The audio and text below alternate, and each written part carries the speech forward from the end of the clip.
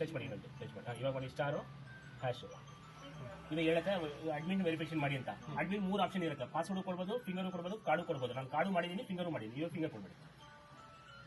green ಬಂದ್ರೆ ವೆರಿಫೈನ್ success ಆಗಿದೆ ಬಂತು one admin second user admin user difference ಏನಂದ್ರೆ ಅಡ್ಮಿನ್ ಬಂದು ಸೆಟ್ಟಿಂಗ್ ಮಾಡಬಹುದು ಯೂಸ್ ಮಾಡಬಹುದು ಯೂಸರ್ ಬೇರೆ ಯೂಸ್ ಮಾಡಕ್ಕಾಗಲ್ಲ ಸೆಟ್ಟಿಂಗ್ ಮಾಡಕ್ಕಾಗಲ್ಲ ಒನ್ ಅಡ್ಮಿನ್ ಸೆಲೆಕ್ಷನ್ ಮಾಡಿ ಯೂಸರ್ ಸೆಲೆಕ್ಷನ್ ಮಾಡ್ಕೊಂಡು ಯೂಸರ್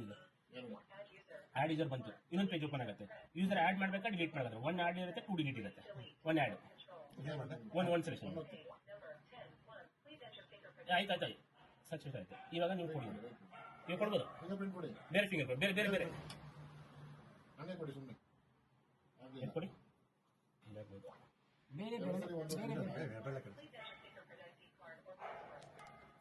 ಸರ್ ಕೊಡಿ 5 ಟೈಮ್ ಕೊಡಿ ಫ್ರೀ ಟಚ್ ಆಗಿ ಇದೆ 5 ಟೈಮ್ಸ್ 1 ಟೈಮ್ ಸೇವ್ ಮಾಡಕ್ಕೆ 5 ಟೈಮ್ಸ್ ಕೊಡಿ ಗ್ರೀನ್ ಬರುತ್ತೆ ಗ್ರೀನ್ ಬಂತು ಸೇವ್ ಆಯ್ತು